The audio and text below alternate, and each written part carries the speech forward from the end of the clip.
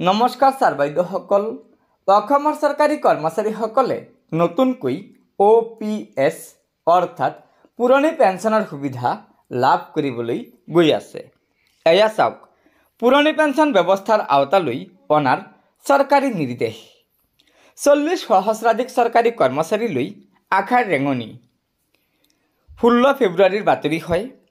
ইয়াত কৈছে, যোৱা জানুৱাৰী মাহত ৰাজ্য চৰকাৰে জাৰি কৰা এখন জাননীয়ে প্ৰায় 40,000ৰো অধিক চৰকাৰী কৰ্মচাৰীসকলৰ মনত আশাৰ সঞ্চাৰ কৰিছে। প্ৰাদেশিকৰণৰ প্ৰক্ৰিয়া চলায়ো বিভিন্ন কাৰণত 2013 আৰু 2021 চনতে শিক্ষানুষ্ঠান বা শিক্ষকৰ পদ প্ৰাদেশিকৰণ কৰা হৈছিল।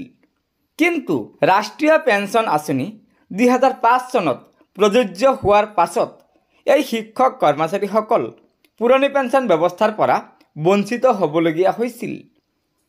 যোৱা 20 জানুৱাৰীত ৰাজ্য চৰকাৰে এখন জাননীৰ দ্বাৰা যিসকলৰ নিযুক্তি প্ৰক্ৰিয়া 2005 চনৰ পূৰ্বে চলিছিল তেওঁলোকক পুৰণি পেঞ্চন ব্যৱস্থালৈ আনিবলৈ বিভাগসমূহক নিৰ্দেশ দিছিল। এই নিৰ্দেশক অসম ৰাজ্যিক প্ৰাদেশিকৃত 2013 চনৰ পৰা শিক্ষক কৰ্মচাৰী সমন্বয় সমিতিয়ে আদৰণি জনাই মুখ্যমন্ত্ৰী ডাঙৰীয়াক ধন্যবাদ জ্ঞাপন কৰে। আজি গুৱাহাটী প্ৰেছ ক্লাবত অনুষ্ঠিত কৰা এখন সংবাদমেলত শিক্ষক কৰ্মচাৰী সমন্বয় সমিতিৰ সভাপতি প্ৰভাত চন্দ্ৰ কলিতা আৰু সম্পাদক ভৱেন কলিতাই মুখ্যমন্ত্ৰীৰ এই পদক্ষেপক আদৰণি জনায়। সমিতিৰ সভাপতি কলিতাই জানিবলৈ দিয়ে যে ইতিমধ্যে উক্ত সময়ৰ পাছত প্ৰাদেশিকৃত প্ৰায় 10-12 হাজাৰ শিক্ষক কৰ্মচাৰীয়ে অৱসৰ ল'লে। NPSৰ অধীনত লাভ কৰা অতি সামান্য পৰিমাণৰ পেঞ্চনেৰে তেওঁলোকে পৰিয়াল পোহপাল দিব নোৱাৰাত হাজিৰা, ৰিক্সা, ঠেলা আদি চলাই জীৱিকা নিৰ্বাহ কৰিবলগীয়া হৈছে। অনেকে আত্মহত্যাও কৰিবলগীয়া হৈছে। ৰাজ্য চৰকাৰে জাৰি কৰা এই জাননীয়ে এতিয়া NPS প্ৰৱৰ্তন হোৱাৰ আগতে প্ৰাদেশিকৰণৰ প্ৰচেষ্টা চলা শিক্ষানুষ্ঠানত নিয়োজিত শিক্ষক কৰ্মচাৰীসকলৰ মনত আশাৰ সঞ্চাৰ কৰিছে বুলি জানিবলৈ দিয়ে।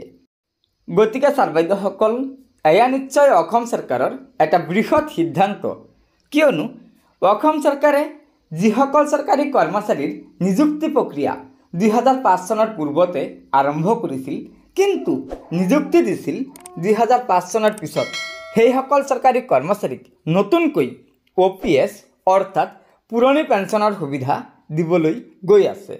আৰু ইতিমধ্যে এই সন্দৰ্ভত বিভাগে বিভাগে অসম চৰকাৰৰ আমাৰ সাধাৰণ প্ৰশাসন বিভাগে নিৰ্দেশনা জাৰি কৰিছে যাতে প্ৰতিখন বিভাগৰে 2005 চনৰ পূৰ্বতে নিযুক্তি পোৱা চৰকাৰী কৰ্মচাৰীসকলে এই OPSৰ সুবিধা লাভ কৰিব পাৰে।